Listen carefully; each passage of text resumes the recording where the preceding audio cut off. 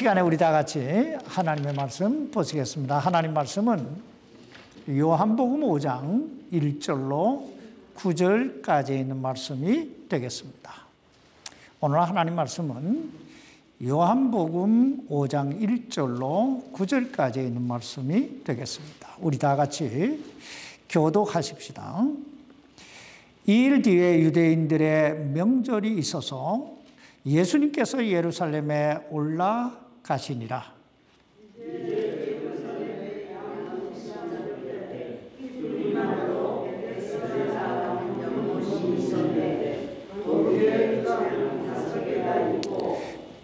그것들 안에 허약한 자, 눈 먼 자, 다리 저는 자, 몸이 오그라든 자들의 큰 무리가 누워 물이 움직이는 것을 기다리더라.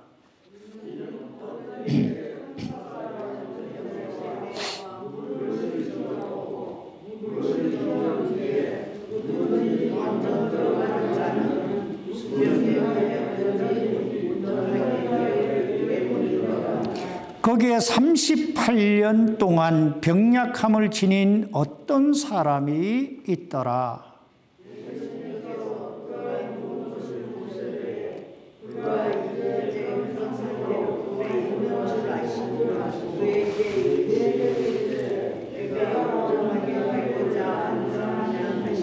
그 허약한 사람이 그분께 대답하되 선생님이여 물을 휘저을 때 나를 연못에 넣어주는 사람이 없어. 나를 연못에 넣어주는 사람이 없어. 내가 가는 동안 다른 사람이 나보다 먼저 내려가나이다 하매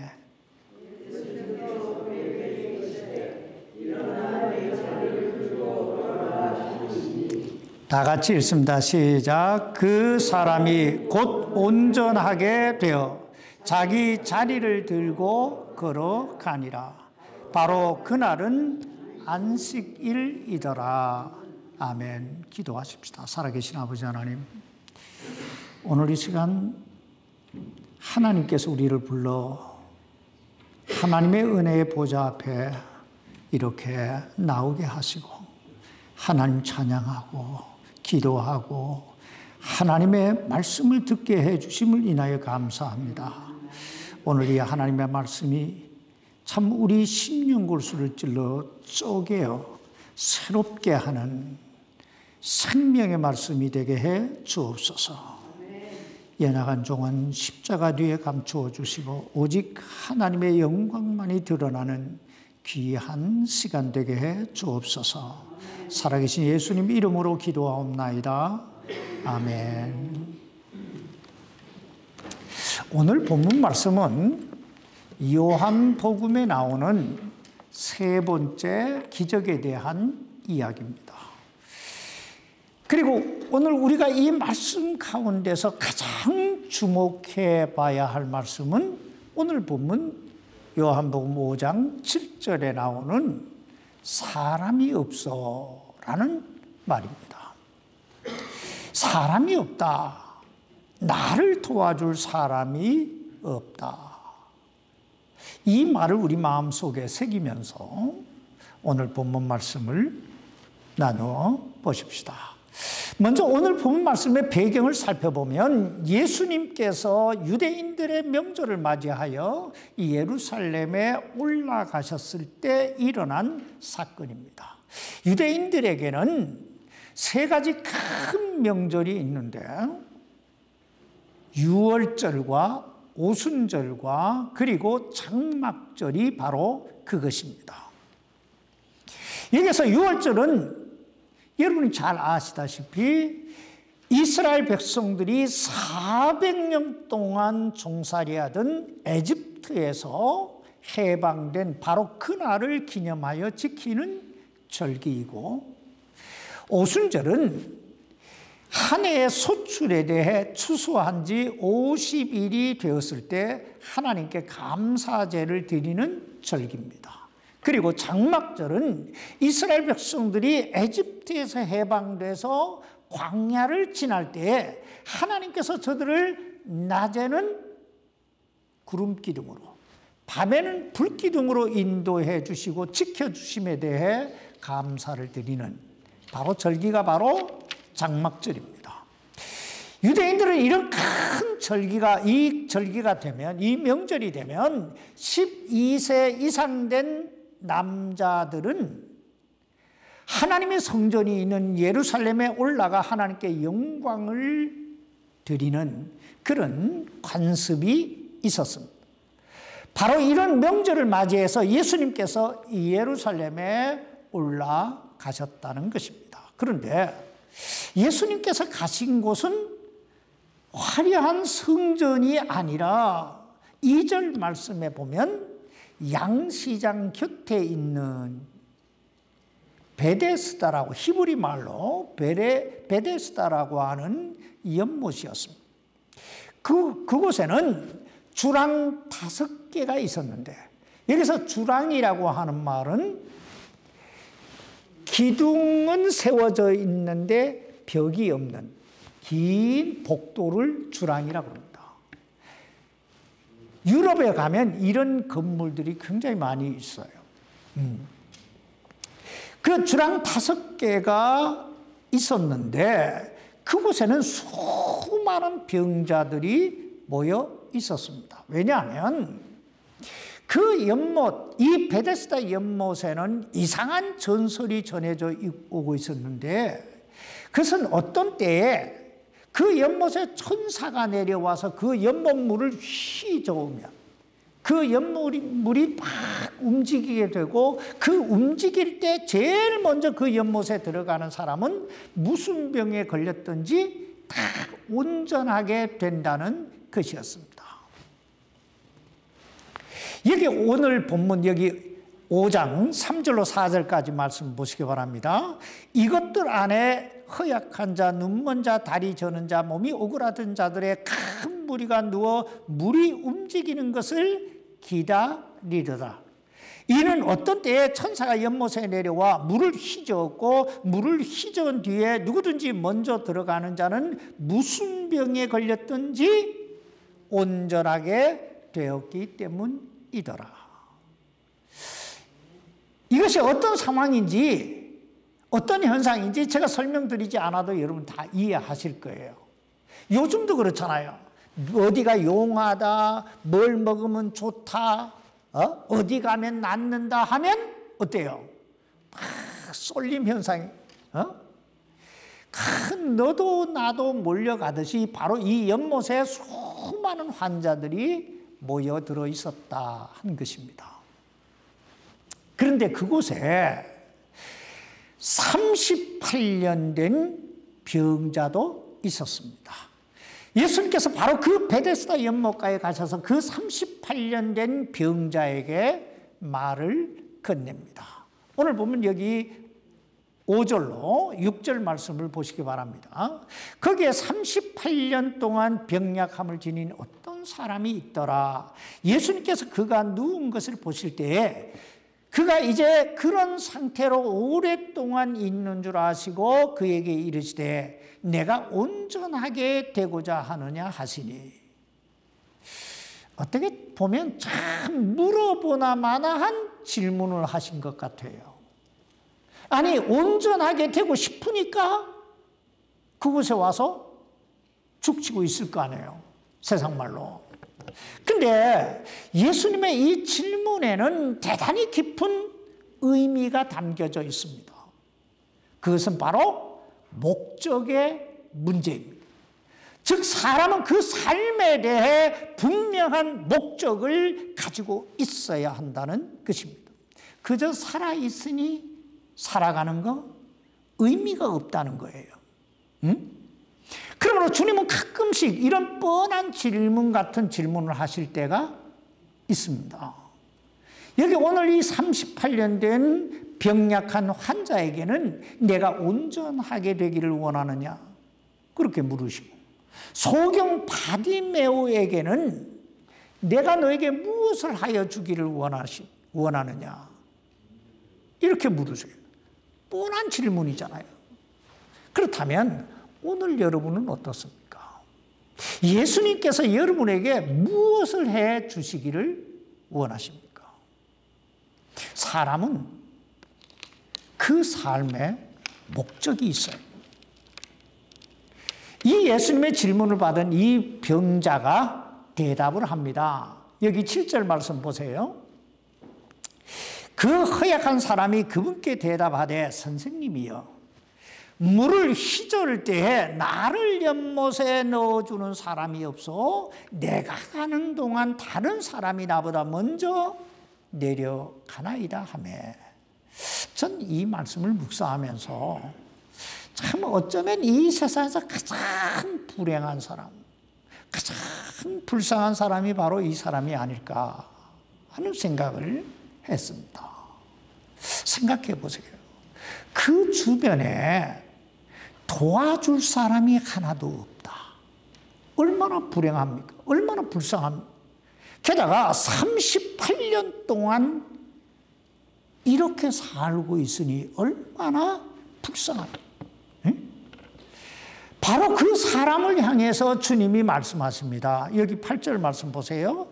예수님께서 그에게 이르시되 일어나 내 자리를 들고 걸어가라 하시니, 9절입니다.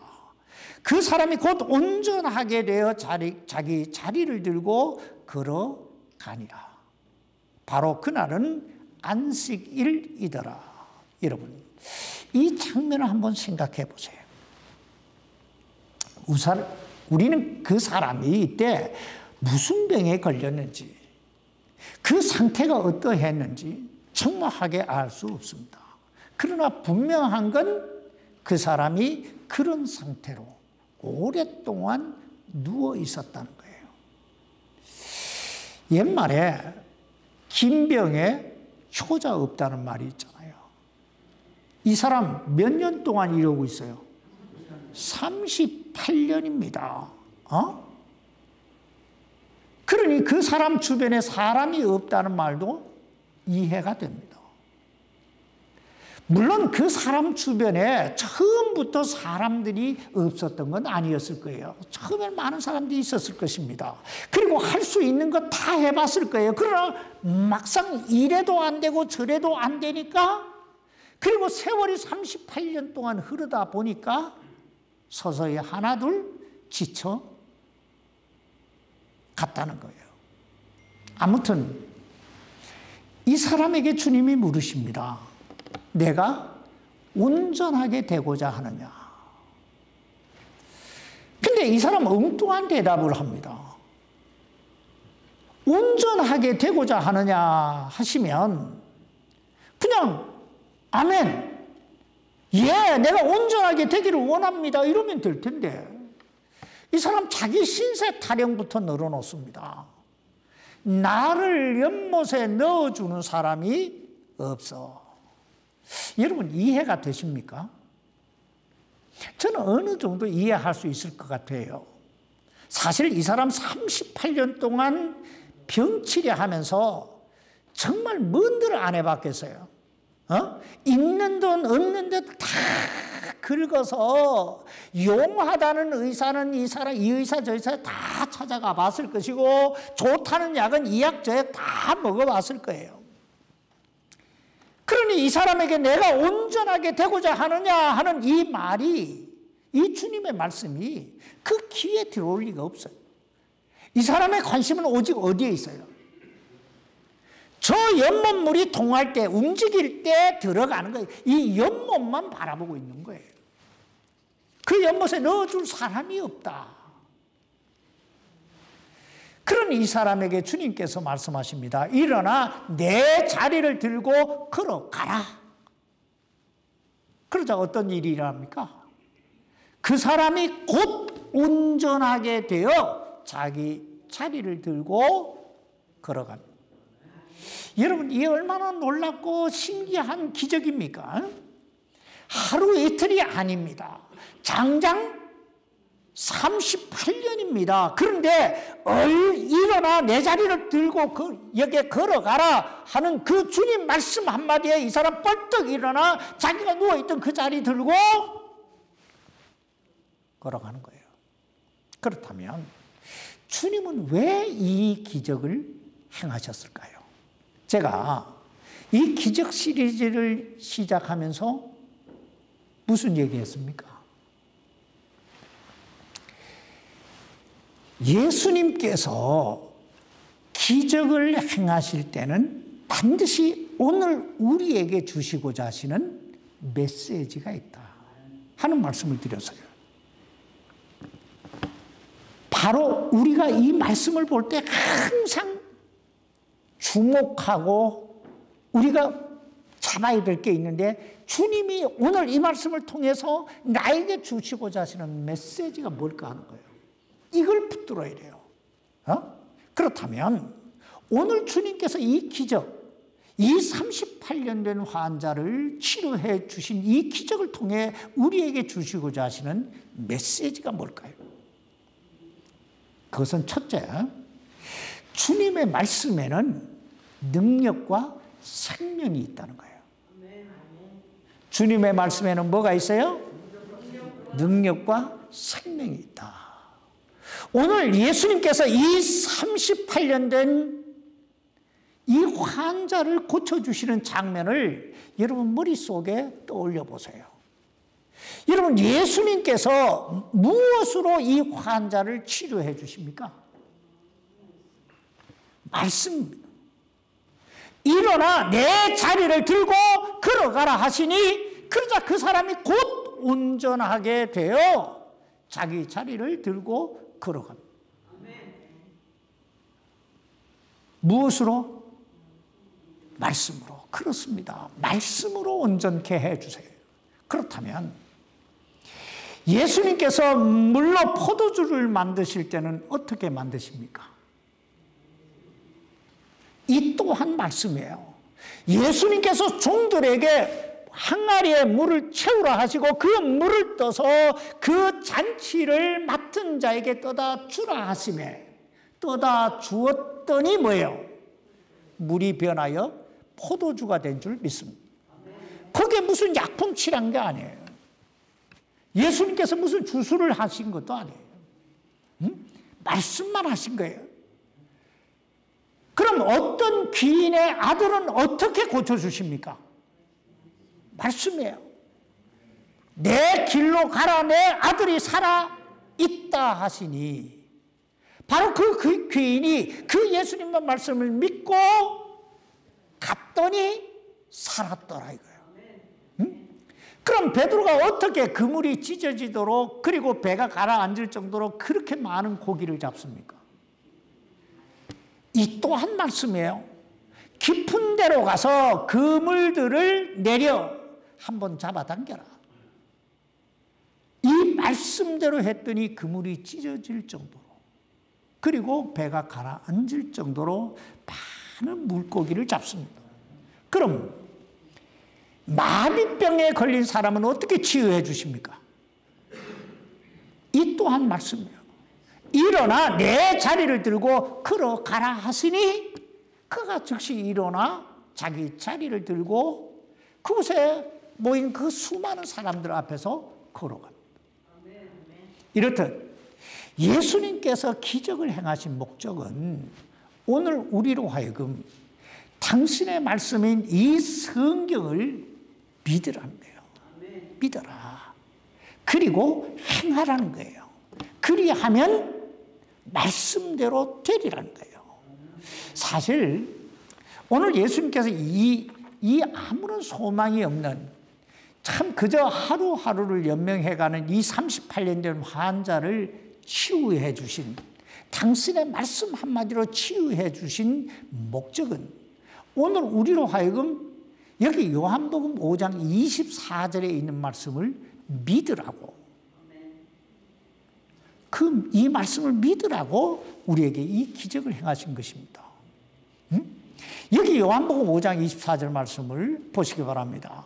진실로 진실로 내가 너희에게 이르노니 내 말을 듣고 또 나를 보내신 분을 믿는 자는 영존하는 생명이 있고 또 정죄에 이르지 아니하리니 사망에서 생명으로 옮겨졌느니라. 여러분, 내 말을 듣고, 즉 예수님의 말씀을 듣고 또 나를 보내신 분, 즉 인류를 죄와 사망에서 구원하시기 위해 하나님에게 예수님을 보내주신 그 하나님을 믿는 자에게는 어떤 역사가 일어난다고요? 첫째는 영존하는 생명이 있고예요. 영존하는 생명이 있을 것이다가 아니고 영존하는 생명이 있고예요. 다시 말하면 이 하나님 말씀을 듣고 하나님을 믿는 자들에게는 영생이 이루어졌다는 거예요. 둘째는 정죄에 이르지 아니하리니 이랬어요. 이 말씀 한마디로 죄에 대한 심판을 받지 않는다. 그리고 셋째는 사망에서 생명으로 옮길 것이다. 옮겨졌느니라. 즉 지옥에서 천국으로 이미 옮겨진 줄 믿습니다. 오늘 여러분이 이 말씀 믿습니까? 누구든지 아무라도 이 말씀을 믿는 순간에 영존하는 생명을 얻는 기적이 내 안에서 이루어지고 정죄받지 않는, 심판받지 않는 기적이 우리 안에 이루어지고 사망에서 생명으로 옮겨지는 그 기적이 그 삶과 생애 속에 이루어지는 줄 믿습니다. 자, 다시 한번 정리해 보십시다. 여러분, 기적은 언제 일어납니까? 언제 일어나요? 기적은 항상 예수님의 말씀을 믿고 그대로 순종할 때 물이 변하여 포도주가 되고 내 아들이 살아있다 하심에 그 말씀을 믿고 갔더니 그 아들의 열병이 떠나가고 깊은 데로 가서 그물을 내리라 하실 때 내렸더니 그물이 찢어지고 배가 가라앉을 정도로 고기를 잡았고 예수님께서 일어나 내 자리를 들고 집으로 가라 하심에 그 말씀을 믿었더니 그 마비병이 치료함을 받았고 내 자리를 들고 가라 걸어가라 하시니 38년 된 환자가 뻘떡 일어나 자기가 그동안 누워있던 그 자리를 들고 걸어갔더라. 여러분, 이 모두가 오늘 우리에게 무엇을 보여주고 있습니까? 기적은 오직 말씀을 믿고 순종할 때 일어난다는 거예요. 왜냐하면 이 주님의 말씀 안에 능력이 있고 생명이 있기 때문입니다. 그러므로 주님께서 무엇을 말씀하시든지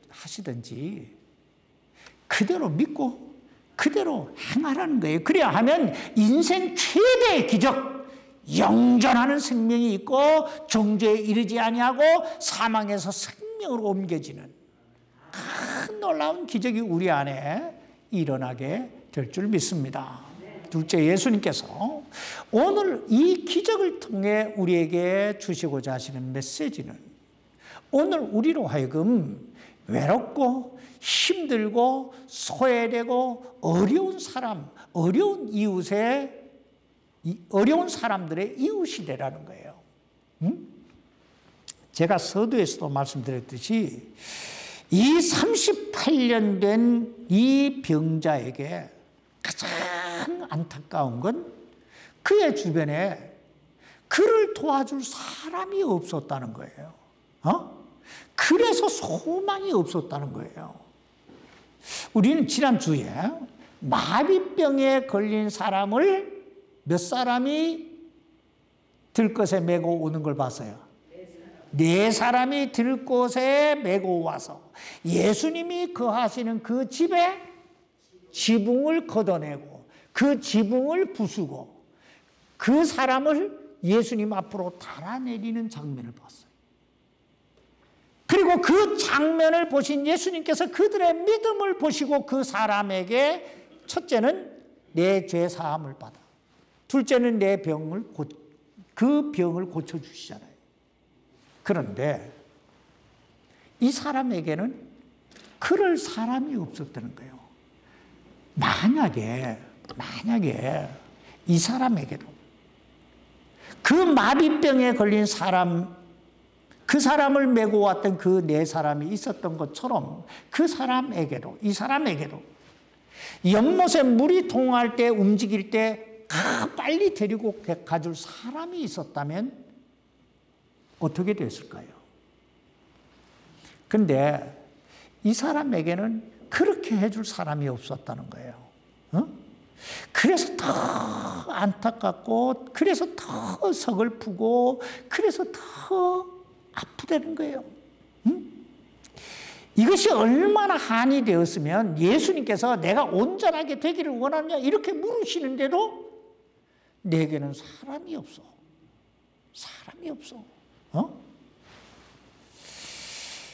근데 우리가 좀 더 깊이 생각해 보아야 할 것이 있는데, 육신이 병든 자만이 병자가 아니라는 거예요.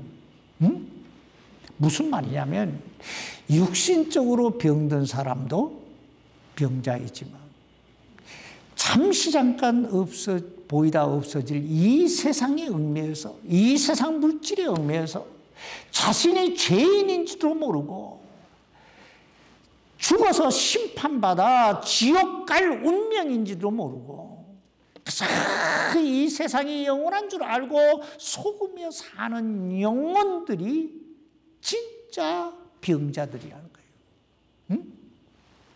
바로 이 영혼들의 이웃이 되라는 거예요. 그래서 저들의 손을 잡아주라는 거예요. 그 당시 유대인들의 명절은요, 그야말로 축제 중에 축제예요. 사실 400년 동안 종살이하고 있던 사람들이 해방됐으니 얼마나 감격이 놀라웠겠어요. 게다가 하나님께서 낮에는 구름기둥으로 밤에는 불기둥으로 저들을 인도해 주신 그 경험이 얼마나 놀라웠겠어요. 또 추수가 끝난 지 50일이 됐으니 얼마나 풍성해요. 그래서 이 축제는요, 일주일 동안 계속 이루어집니다. 근데 여러분, 이 축제장에 예수님은 어디에 가 계세요? 화려한 그 축제에 한참 열리고 있는 그 성전에 계시지 않고 어디에 계세요? 이 허약한 자, 눈먼 자, 다리 저는 자, 몸이 오그라드는 자들의 큰 무리가 누워있는 그 초라하고 사망의 냄새, 죽음의 냄새가 펄펄 풍기는 그 베데스다 연못가에 있습니다. 그리고 그 중에 가장 힘들고 가장 초라하고 그 누구도 관심을 가져주지 않는 그 사람, 바로 그 사람에게 다가가 손을 내밀고 대화를 시작하시는 거예요. 여러분, 주님께서 왜 오늘 우리에게 이런 모습을 보여주시고 계실까요? 그것은 바로 너희도 그런 자리에 있으라는 거예요. 그래서 저들을 향해서 손을 내밀어 주라는 거예요. 화려하고 대우받는 자리는 다른 사람들도 다 찾아가는 자리예요. 문제는 외롭고 소외되고 버림받은 사람들. 바로 그런 자리에 바로 그런 사람들 찾아가라는 거예요. 여러분, 그리스도인의 삶과 신앙과 인격의 최종적인 목적이 무엇입니까? 목표가 뭐예요? 그것은 예수님 닮는 거예요. 예수님 닮는 거예요.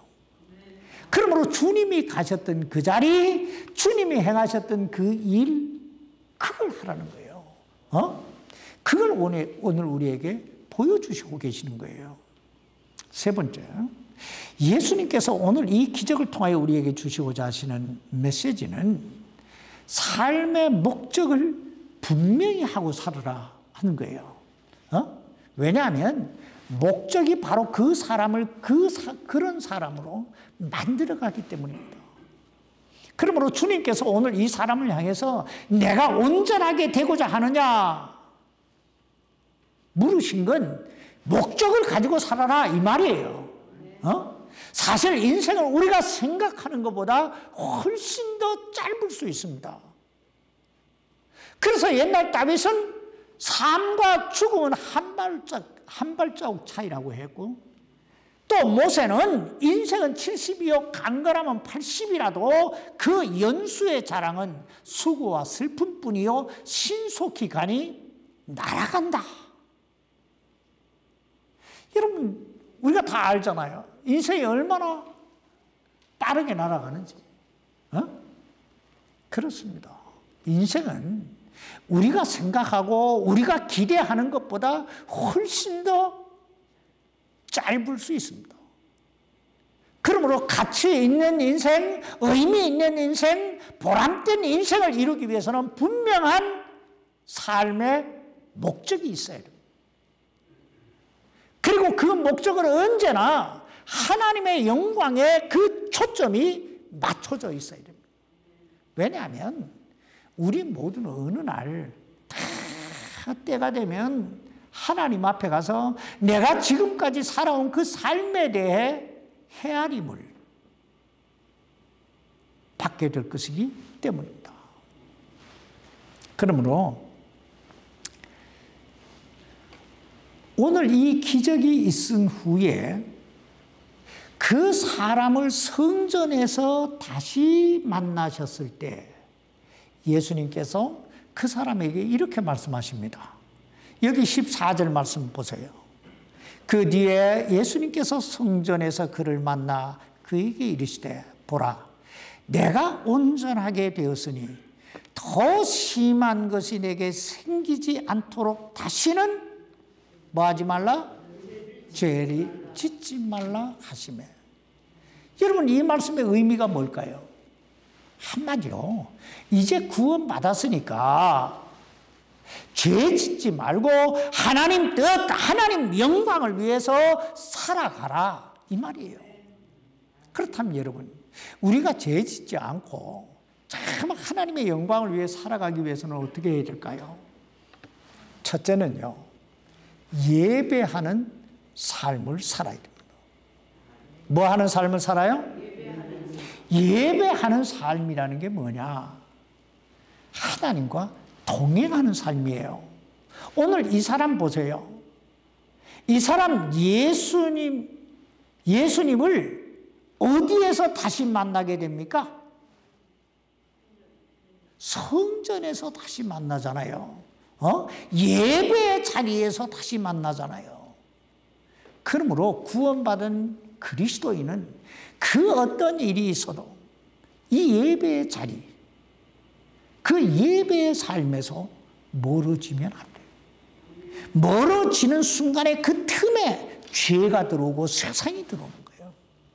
그래서 그리스도인은 항상 하나님의 영광을 위해 살기 위해 예배의 자리에 있어야 돼요.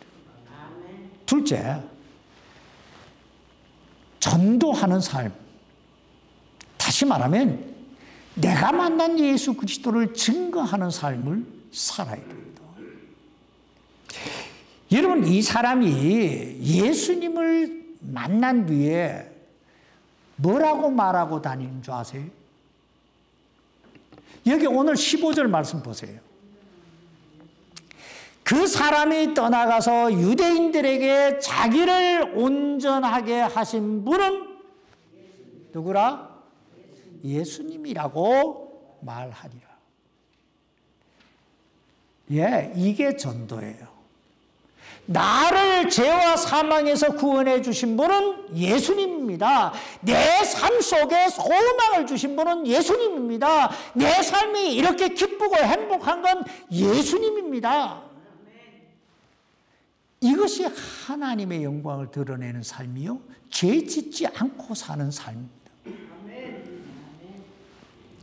그러므로 오늘 내게 주어진 이 삶, 내 남은 생애를 무엇을 위해 어떻게 살 것인가, 자신의 삶을 다시 한번 점검해 보라는 거예요. 삶의 목적을 새롭게 세우라는 거예요. 진정한 기적이란 첫째, 하나님의 말씀을 있는 그대로 믿고 행하는 것이고, 둘째는 주님이 그러하셨던 것처럼 소외된 이웃을 찾아가는 것이고, 셋째는 삶의 목적을 하나님의 영광에 초점을 맞추고 사는 거예요. 하나님께서 오늘 우리 모두의 삶 속에 날마다 기적을 경험케 해 주시기를 주님의 이름으로 축원합니다. 기도하십시다. 살아계신 아버지 하나님, 우리의 삶은 너무나 하나님을 믿는다 하면서도 우리가 잘 되기 위해, 우리가 행복하기 위해, 우리가 편안하기 위해 참 하나님 앞에 나올 때가 얼마나 많이 있었는지요. 우리 주님은 그 축제의 장에서도 가장 소외된 자들, 참 버림받은 자들, 그들 가운데 계셨고, 그 삶의 목적이 참 그 영혼을 어찌하면 한 영혼이라도 구원의 길로 인도할 것인가, 여기에 있었다는 사실을 우리가 다시 한번 깨닫고 우리의 삶의 목적을 새롭게 할 수 있도록 도와 주옵소서. 우리가 엉뚱한 곳에 가서 이것저것 기울이지 말고 하나님이 이 성경을 통해 내게 무엇을 말씀하시는가 분명히 알게 하시고 믿게 하시고 행하게 하심으로 주님의 기적이 오늘 우리의 삶 속에서 이루어지게 도와 주옵소서. 이제 예배 마치고 돌아가서 하루하루를 살아가면서 예배하는 삶, 주님을 증거하는 삶, 나를 이렇게 구원해 주신 그 주님을 알리는 그런 삶 살아갈 수 있게 해 주옵소서. 살아계신 예수님 이름으로 기도하옵나이다. 아멘.